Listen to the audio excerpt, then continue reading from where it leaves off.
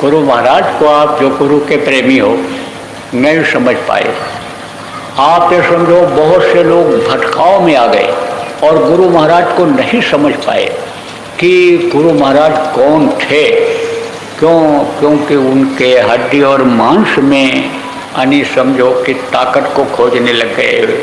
सिर पर हाथ रख देते थे, चेतनता आ जाती थी, आनंद आ जाता था। आप ये समझो मुंह से बोल करके सत्संग सुना करके और समझो समझा देते थे तो उससे अनेक दिशा मिल जाती थी, तो उतना ही समझ पाए। अब गुरु को समझ कैसे पाएंगे? जब अंतर में गुरु के रूप को देखेंगे, गुरु की महिमा का पता चलेगा, तब गुरु को समझ पाएंगे प्रेमियों। क्योंकि हाड़ मांस के ही शरीर में महापुरुष धरती पर आते हैं, इसी धरती पर रहते हैं। आप समझो यही अन्न खाते पानी पीते हैं, बोली बानी ऐसी रहती है, तो बाहर से पहचान नहीं हो पाती।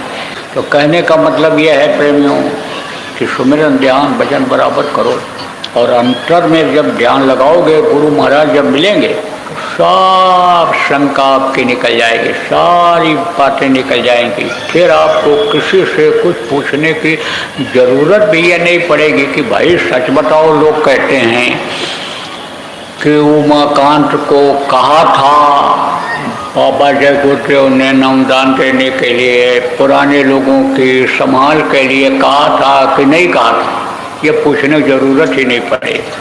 जब अंतर में गुरु महाराज का दर्शन आप करोगे, देखोगे, उन्हीं से पूछ लेना, उन्हीं से वही आपको बता देंगे, समझा देंगे, तो ये सब शंका निकल जाएगी। फिर आपको कोई भूल में भ्रम में डाल नहीं पाएगा कि अरे नहीं कहा था, अपने आप बन गए, राग पहना था उतार दिया, अपने आप नामदान देने लग गए। अब तो कल्याण केवल जय गुरुदेव नाम से ही होगा, अब तो ये 5 नाम की जरूरत ही नहीं। कोई आपको ब्रह्म बोल में तो नहीं डाल पाएगा। जब गुरु महाराज से पूछोगे वही आपको बता देंगे। तो आपको समझने की जरूरत है प्रेमियों कि सब कुछ होते हुए भी यानी आप ये समझो कि गुरु की पहचान आपको तभी हो पाएगी जब उनके बताए हुए रास्ते पर आप चलोगे।